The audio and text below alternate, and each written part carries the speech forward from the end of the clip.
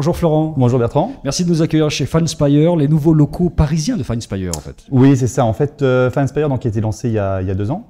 Et on a lancé le projet donc, sur Nancy, en Lorraine.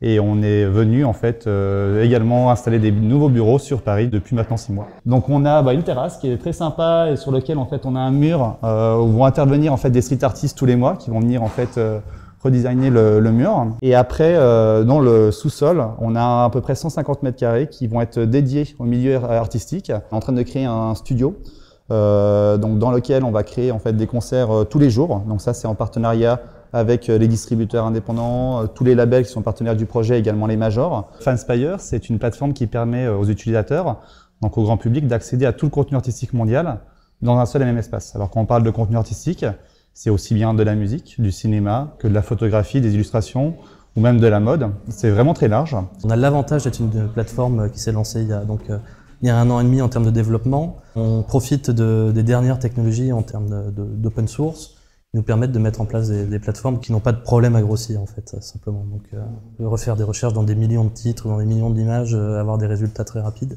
L'objectif en fait c'est de permettre à tout artiste de pouvoir diffuser, promouvoir son contenu sur Finspire. Mais après c'est vrai qu'il y a une sélection en fait qui est très poussée de la part de nos différentes équipes qui vont sélectionner le meilleur en fait de la musique, du cinéma, de la mode, de la photographie.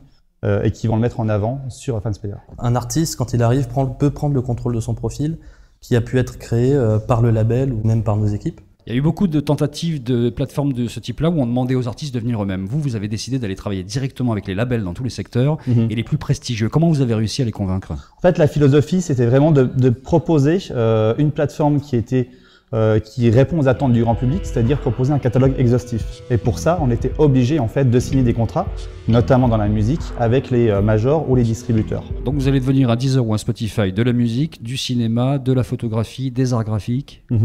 C'est ça l'idée? Oui, alors l'objectif n'est pas de rassembler toutes ces plateformes juste comme ça, c'est vraiment, ça va beaucoup plus loin. Aujourd'hui, un musicien travaille avec un photographe, avec un réalisateur, un styliste va autant travailler dans le cinéma que dans la mode.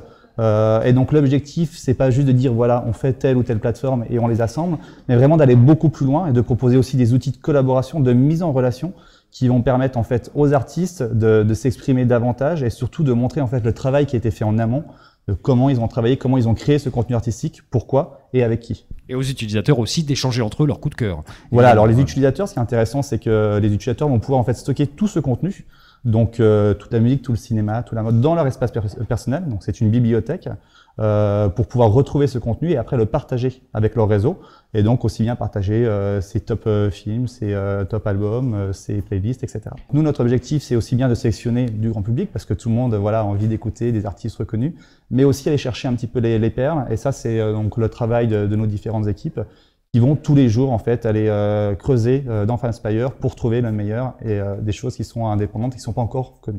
Dans la roadmap que vous avez vendue aux investisseurs, vous êtes à combien d'utilisateurs fin 2015?